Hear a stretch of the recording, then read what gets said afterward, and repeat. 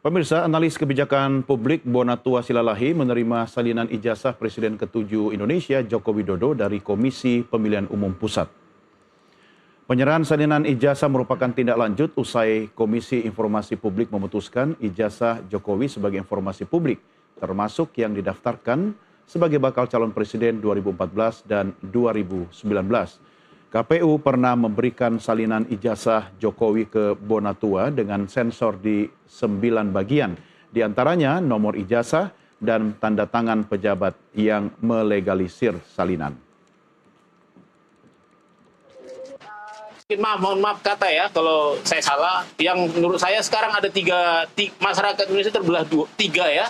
Pertama, orang yang percaya bahwa ijazah beliau ada dan asli, dan orang yang ragu-ragu, serta yang ketiga adalah orang yang tidak percaya. Nah, selama ini kita dijebak pada situasi sudah ranah keyakinan, bukan ranah ilmiah. Nah, dengan adanya ini ya, pada inti kita mencoba menawarkan suatu pendekatan baru, yaitu pendekatan fakta empiris. Karena saya peneliti, inilah hasil fakta empiris itu. Jadi saya harap masyarakat yang terbelah, yang tadi tiga itu, kembali ke jadi masyarakat ilmiah yang mari melihat ini semua sebagai alat sah untuk diteliti. Ya, pemirsa, ramai lagi soal ijazah Jokowi. Soalnya baru saja ada penyerahan salinan lengkap dari KPU yang tidak lagi menggunakan sensor. Mari sama-sama kita berdiskusi dengan narasumber yang telah kami hadirkan sore ini langsung di Studio Nusantara TV. Ada podcaster Michael Sinaga dan juga hadir Sekjen Projo Freddy Damanik. Bang Freddy, Bung Michael, apa kabar?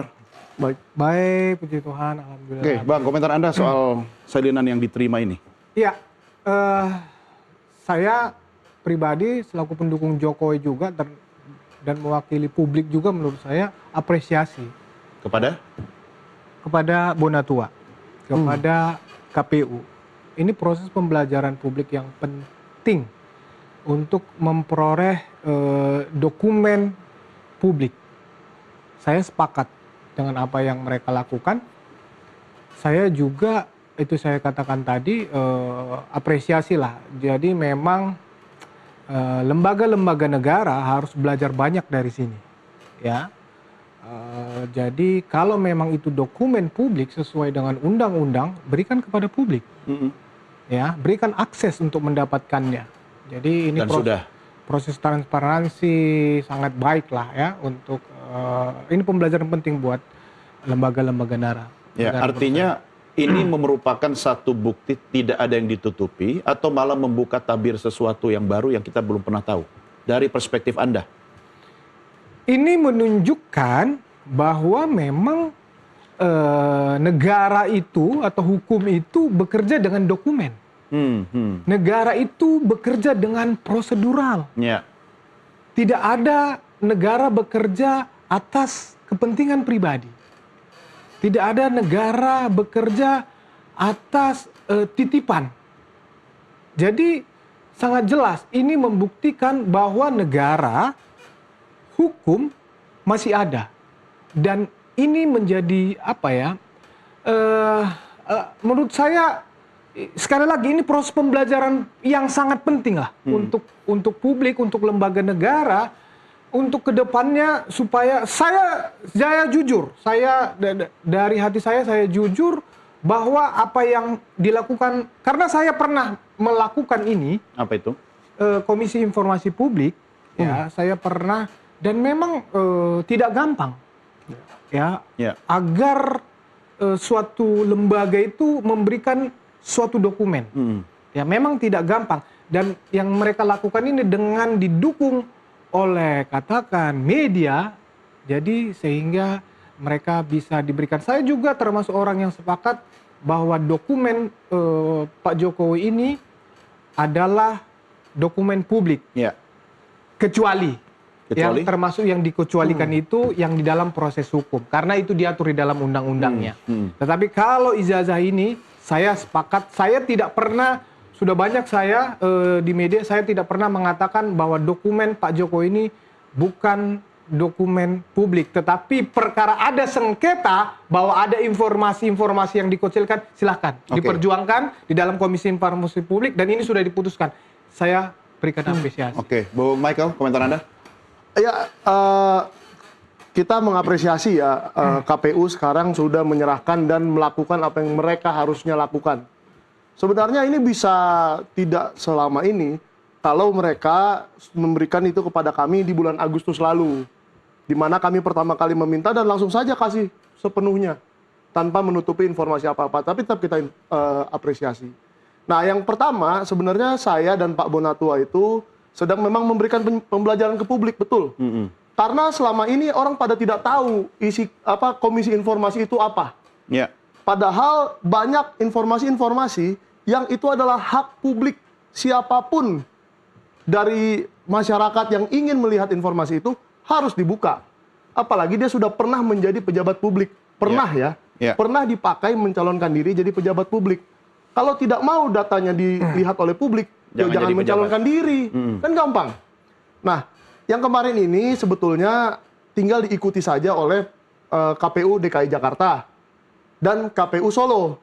Karena sampai hari ini, sampai detik ini, kami belum mendapatkan dari KPU Solo selembar pun ijazah yang dipakai Joko Widodo mencalonkan diri wali kota Solo 2005. Jadi itu kami tidak akan lupakan. Ya, tetap ditunggu. Dari KPU RI kita dapat 2, 2014 dan 2019. Kenapa dari KPU Solo hanya memberikan 1? Tidak mungkin dong kita pakai 2 kali ijazah yang sama atau kopian yang sama. Pastikan 2005 menyerahkan sebuah kopian, 2010 menyerahkan lagi. 2012 kita sudah lihat. Nah, yang 2005 ini kok masih goib? Kok masih entah di mana gitu. Jadi saya menghimbau kepada KPU Solo dan KPU DKI Jakarta yang sudah kami surati, sudah kami mintakan bahwa putusan KIP, Komisi Informasi Pusat, membuka semua ini dengan tanpa ada ditutupi satu informasi pun, harusnya KPU DKI Jakarta dan KPU Solo mengikuti. Dokumen yang Anda minta ini kan dokumen yang sama seharusnya? Ijazah. Loh, tapi kan begini Bang, kita kalau mau mencalonkan diri, itu kan kita legalisir ijazah itu. Iya. Ya kan? Apakah Abang mau mengasumsikan bahwa tahun 2005 Pak Jokowi melegalisir 5 ijazah dan dipergunakan 5 kali begitu. Iya. Karena sepertinya tidak begitu kan?